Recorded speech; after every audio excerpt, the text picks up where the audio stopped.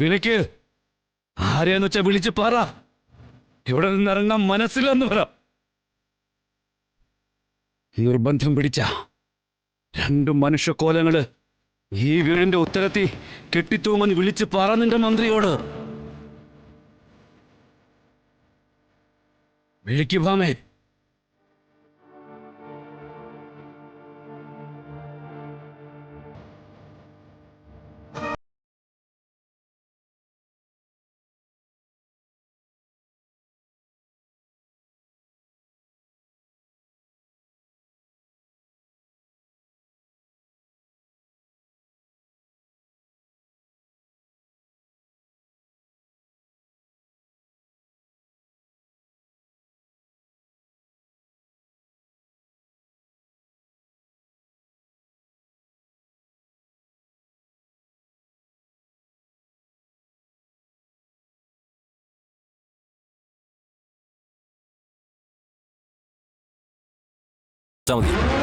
അതോടെ ആ പ്രശ്നം സോൾവ് ആയി.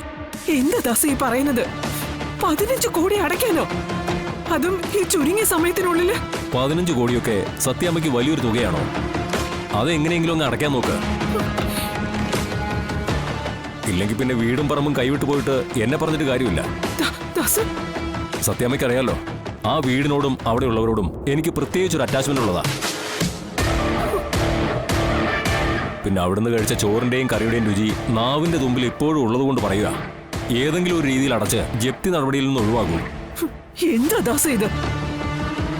ഓരോ ഒഴിവ് കഴിവുകൾ പറഞ്ഞ് നിങ്ങളും അങ്ങ് ഒഴിവാകുക അല്ലേ?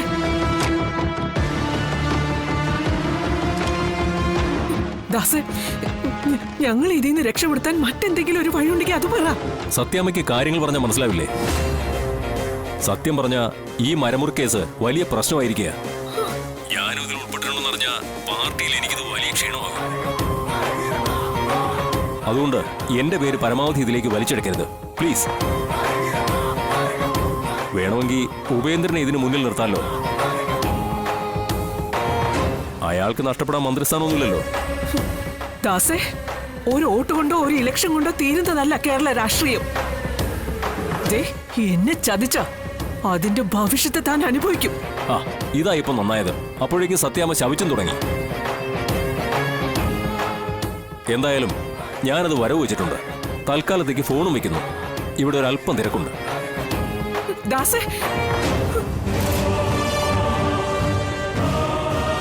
പിന്നെ കാട് പതിച്ചു കൊടുത്തപ്പോ കാടിളക്കി വെടിവെക്കാൻ വരിക. എങ്ങനെയാ ഇതുങ്ങൾക്കൊക്കെ ഒരു ഉപകാരം ചെയ്യുക? പാവം, ഈ രാഷ്ട്രീയക്കാരുടെ കാര്യം വലിയ കഷ്ടമാകട്ടോ.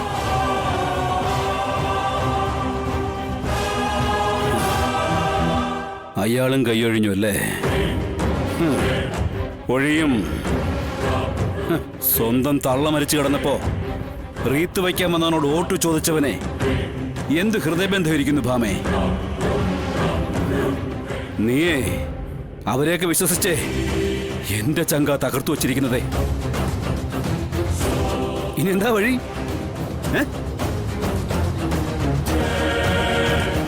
വിളിക്ക്, അടുത്ത ആളെ വിളിക്ക്. എവിടെ നിനക്ക് കോടികളുടെ സ്വത്തെ അക്കൗണ്ടിലേക്ക് ഇട്ടിരാന്ന് പറഞ്ഞ ഉപേന്ദ്രൻ? വിളിക്ക്.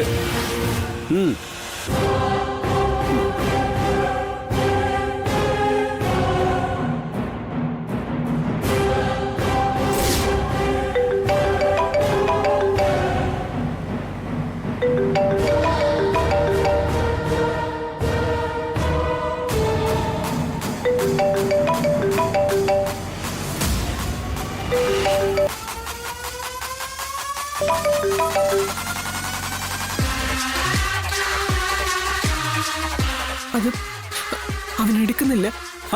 അതാ എടുക്കില്ല.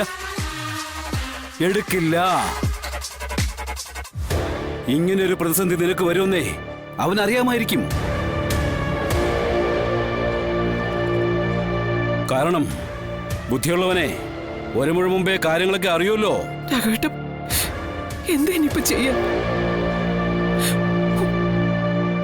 1, 2 അല്ല 15 കോടിയെ ബാധ്യത വന്നിരിക്കുന്നത്. ഇതെല്ലാം ഞാൻ നിന്നോട് പറഞ്ഞല്ലേ ഭാമേ.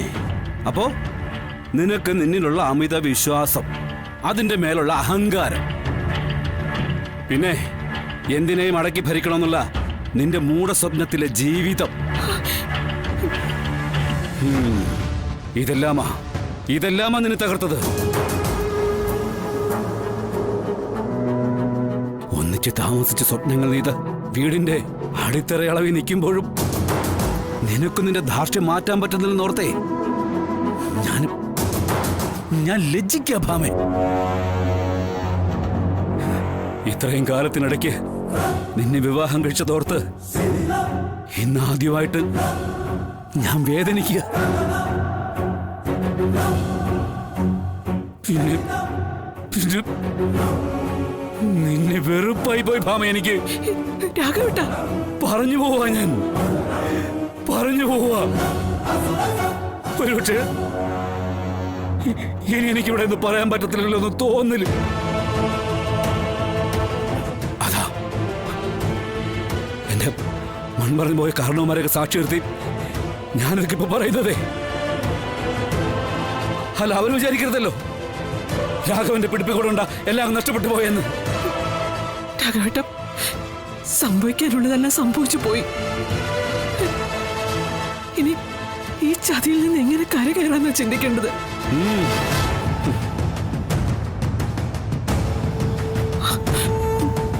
രാഘവേട്ട, അതിന് രാഘവേട്ടന്റെ സപ്പോർട്ട് എനിക്കിപ്പോ വേണ്ടത്. രാഘവേട്ട, തകർന്നു നിൽക്കുന്ന എനിക്കൊരു ആശ്വാസം. ഭാമേ, ഞാൻ തന്നെ നിൽക്കുന്ന ഈ ഒരു വടിയുടെ ബലത്തിലാ. ഞാനിനി നിനക്ക് എന്ത് സപ്പോർട്ടാ തരിക? ഇവിടെ ഇപ്പൊ സംഭവിച്ചതിന്റെ മുഴുവൻ ഉത്തരവാദിത്വം നിനക്കു തന്നെ. ഇവിടെ ഇനി എന്തൊക്കെ വരാൻ പോകുന്നുവോ അതിന്റെ എല്ലാ കാരണങ്ങൾക്കും നീ ഒരൊറ്റ ഒരാൾ തന്നെ കാരണക്കാരി.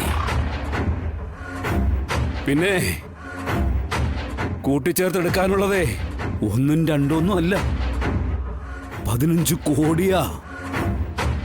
15 കോടി. അത് നമ്മളെ സംബന്ധിച്ച് വലിയൊരു തുക തന്നെയാ ഇപ്പോ. ആ തുകയ്ക്ക് മുമ്പില് പകച്ചു നിൽക്കുക പകുതി വയ്യാത്ത ഞാനും ജീവിച്ചിരിക്കുന്ന ജഡമായി നീയും. ഇനി എന്താന്ന് വെച്ചാ നീ തീരുമാനിക്കൂ. നീ തീരുമാനിക്കൂ. ഒരപേക്ഷയുണ്ട്. ജപ്തി ചെയ്യുമ്പോഴേ ഒരാറടി മണ്ണ് ബാക്കി വെക്കാൻ പറ്റുമെന്ന് അവരോടൊന്ന് ചോദിച്ചേക്കണം. പക്ഷെ തരില്ലെന്നൊക്കെ എനിക്കറിയാം. എന്നാലും അധ്വാനിച്ച് സ്വപ്നം കൊണ്ട് തീർത്ത മുറ്റത്തെ അന്ത്യവിശ്രമം കൊള്ളണമെന്നൊരാശയുണ്ട്. കഴിയുമെങ്കിൽ ശ്രമിക്കുക. എന്റെ ആത്മാവെങ്കിലും നിന്നെ ശപിക്കാതിരിക്കട്ടെ. ശപിക്കാതിരിക്കട്ടെ.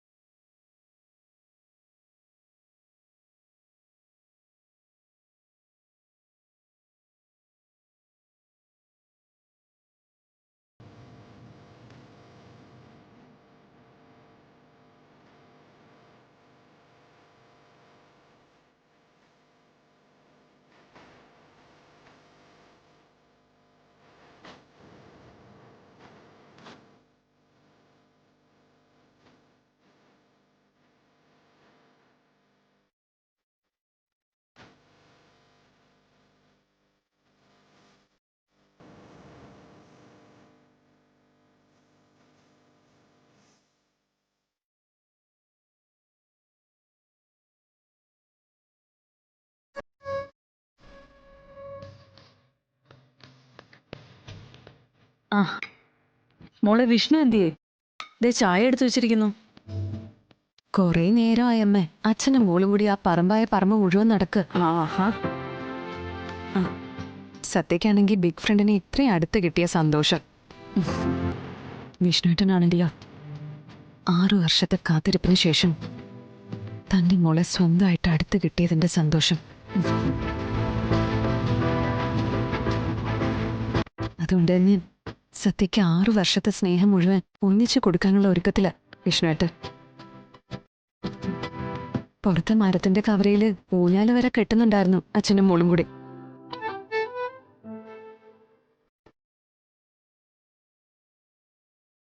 വിഷ്ണു സ്വന്തം അച്ഛനാണെന്നുള്ള സത്യം സത്യകൂടി അറിയണമായിരുന്നു മോളെ. ഇനി എന്തിനാ മോളെ അവരെ തമ്മിൽ ഇങ്ങനെ അകറ്റി നിർത്തുന്നത്? അറിഞ്ഞിരുന്നെങ്കിൽ ആ കുഞ്ഞ് ഇതിലും കൂടുതൽ സന്തോഷിച്ചേനെ. അപ്പിയെ പോലെ സത്യങ്ങളൊന്നും മനസ്സിൽ സൂക്ഷിച്ചുകൊണ്ട് നടക്കാനുള്ള കഴിവൊന്നും സത്യക്കില്ലമ്മ. അല്ലെങ്കിൽ തന്നെ ഇപ്പൊ ഒന്നും സത്യമ്മ അറിയാതിരിക്കുന്നതാ നല്ലത്. സത്യം അറിഞ്ഞ അതെങ്ങനെയെങ്കിലും സത്യമ്മ അറിയും. വിഷ്ണുവേട്ടൻ അറിയാലോ സത്യയും പപ്പിയും തന്റെ കുട്ടികളാണെന്ന്. അത് മതി.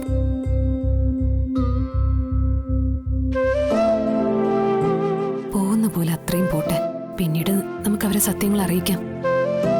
അതായിരിക്കും നല്ലതമ്മ. ആ നീ ഇങ്ങനെ സംസാരിച്ചിരിക്കാതെ അവര് രണ്ടുപേരും ചായ കുടിക്കാൻ വിളിക്ക്. ചായ എടുത്തു വെച്ചിട്ട് എത്ര നേരമായി? ചായ കുടിക്കണമെങ്കിൽ ചൂടോടെ കുടിക്കണം. ആറിക്കഴിഞ്ഞ പിന്നെ ചായ എന്തിനു കൊള്ളാം?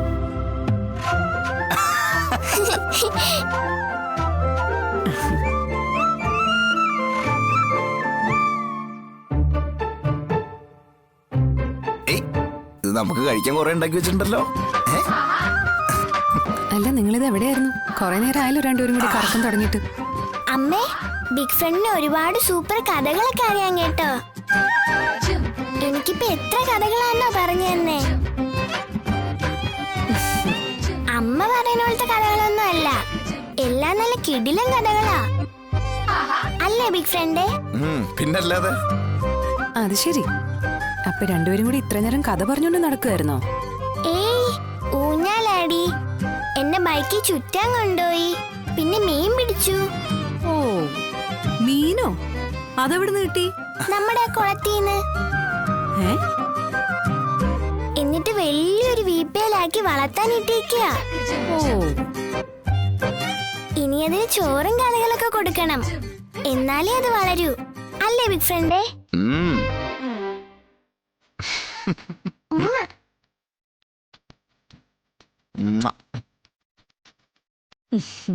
അപ്പൊ രണ്ടുപേരും കൂടി ഈ ചെറിയ സമയം കൊണ്ട് ഒരുപാട് കാര്യങ്ങളൊക്കെ ഒപ്പിച്ചു വെച്ചിട്ടുണ്ട് അല്ലേ? എനിക്ക് പണി ഉണ്ടാക്കി വെച്ചിട്ടുണ്ടെന്ന് ചുരുക്കം. ചായ നന്നായിട്ട് ആറി, ഞാൻ വേറെ എടുത്തോണ്ട് വരാം.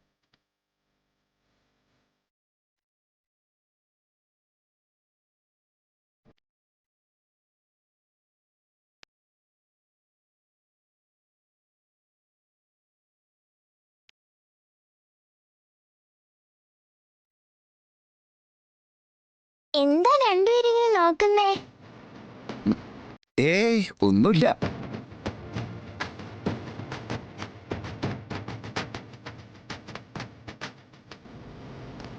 എന്നിട്ട് ഊഞ്ഞാല് കെട്ടിയിട്ട് എങ്ങനെയാ? ബിഗ് ഫ്രണ്ട് ആട്ടിയോ? പറഞ്ഞോട്. ആട്ടിയോന്നോ? എന്ത് ഉയരത്തിൽ ആട്ടിയെന്നറിയോ?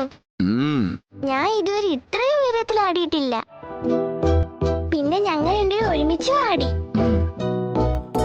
ആണോ? സ്നേഹം മുഴുവൻ മോൾക്ക് മാത്രം കൊടുത്താ പോരാ. ഈ പാവം പിടിച്ച അമ്മ ഇവിടെ ഉണ്ട്. എന്താ അമ്മ പറഞ്ഞേ? പറ അമ്മ, എന്താ പറഞ്ഞേന്ന്? എന്നിട്ട് എന്നെ വിളിച്ചില്ലല്ലോ. എനിക്കും ഉയരത്തിലൊക്കെ ഊഞ്ഞാലാടണമെന്ന് മോഹമൊക്കെ ഉണ്ടായിരുന്നു. അയ്യോ, എന്നാ നമുക്ക് ഇനിയും പോവാം, അല്ലേ ബിഗ് ഫ്രണ്ട്? ഓ, ഇങ്ങനെയുള്ള കാര്യങ്ങളൊക്കെ വരുമ്പോ നമ്മളെയൊക്കെ ബോധപൂർവം ചിലരങ്ങ് മറക്കും. പറഞ്ഞു കൊടുക്ക് സത്യമോളെ. നമ്മൾ വലിയ കയറിട്ടിട്ടാണ് ഊഞ്ഞാല് കെട്ടിയത്. അതിൽ ആർക്ക് വേണമെങ്കിലും എപ്പോ വേണമെങ്കിലും പോയിട്ട് ആടാന്ന് പറ.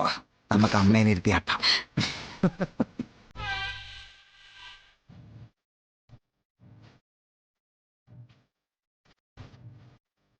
ആഹാ, ഇനിയും സംസാരിച്ചിരുന്ന് ചായ തണുപ്പിച്ച് കളയല്ലേ. ദേ രണ്ടുപേരും ഇപ്പൊ തന്നെ ചായ കുടിച്ചേക്കണം. ഇനി ഇതിന്റെ പേരിൽ ശാരദാമ്മയുടെ കയ്യിൽ നിന്ന് രണ്ടുപേരും എന്നെ വഴക്ക് കേൾപ്പിക്കരുത്.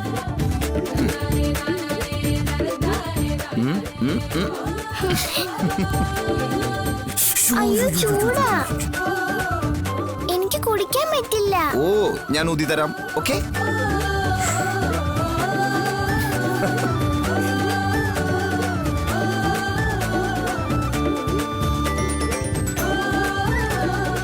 വിഷ്ണുട്ടാ, ഇതൊക്കെ എന്റെ സത്യമുള്ള ഒരുപാട് ആഗ്രഹിച്ച കാര്യങ്ങള്. അച്ഛന്റെ ഒപ്പം ഇരുന്ന് ചായ കുടിക്കുക, അച്ഛന്റെ ഒപ്പം ബൈക്കിൽ പോവാ, അങ്ങനെയെല്ലാം. ഇനി ബിഗ് ഫ്രണ്ട് കുടിക്കേ. ഇങ്ങനെയൊക്കെ അവൾ അറിയാതെയാണെങ്കിലും അവളുടെ ഓരോ ആഗ്രഹങ്ങളും വിഷ്ണുവേട്ടൻ സാധിച്ചു കൊടുക്കണം. അങ്ങനെ അവള് മനസ്സിലാക്കട്ടെ ഇങ്ങനെ ഒരു അച്ഛന്റെ സ്നേഹം.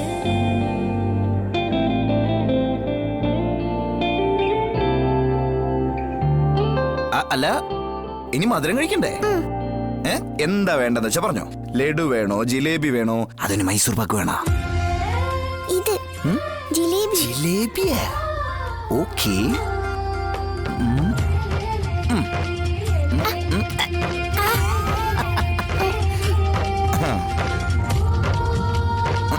ഇനി ബിഗ് ഫ്രണ്ട് കഴിക്കേ. എടി ഭയങ്കരി.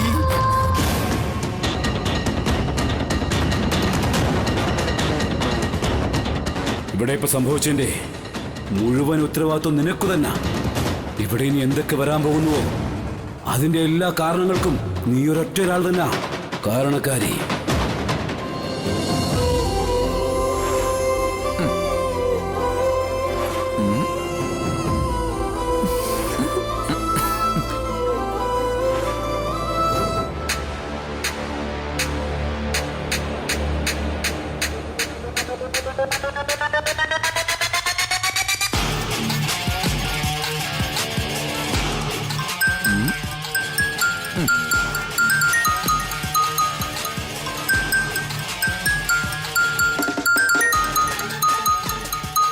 മോളെ ഒരു മിനിറ്റ്, ഞാൻ പോരാ.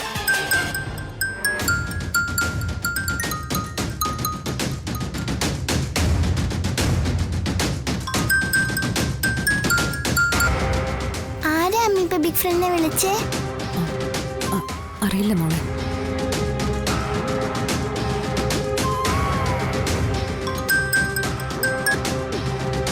അമ്മ എന്താ വിളിച്ചേ? മോനെ, നീ ഇപ്പൊ എവിടെയാ? ഞാനിവിടെ തന്നെ ഉണ്ട്. എന്താ കാര്യം? എന്താ? എടാ, ഇവിടെ ഇപ്പോ റവന്യൂ ഉദ്യോഗസ്ഥർ വന്നിരുന്നടാ. അവരൊരു നോട്ടീസും തന്നിട്ടുണ്ട്. എടാ, ഉപേന്ദ്രൻ ചതിച്ചടാ. നമ്മുടെ വീടും പറമ്പും ഒക്കെ ജപ്തി ചെയ്യുന്നാ പറഞ്ഞിരിക്കുന്നത്.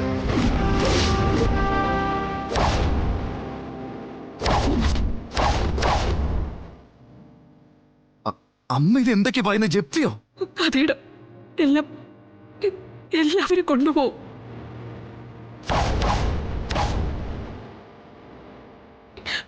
ആ മരം മുറിച്ചതിലൊക്കെ എന്തൊക്കെയോ കുഴപ്പങ്ങളുണ്ടെന്നാ പറയുന്നത്. കാര്യങ്ങളുടെ സത്യം എന്താണെന്ന് അറിയാൻ വേണ്ടിയിട്ട് രോഹിത്തിനെ വിളിച്ചിട്ട് അവനാണെങ്കിൽ കിട്ടുന്നില്ല.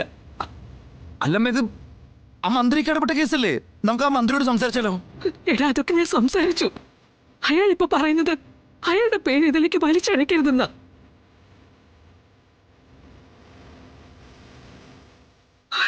ആരെ ഞാനിപ്പം വിശ്വസിക്കേണ്ടത്? സ്വന്തം നിഴലിനെ പോലെ എനിക്കിപ്പോ പേടിയ. എടാ, എന്ത് ചെയ്യണമെന്ന് ഒരു എത്തും പിടിയില്ലടാ എനിക്ക്.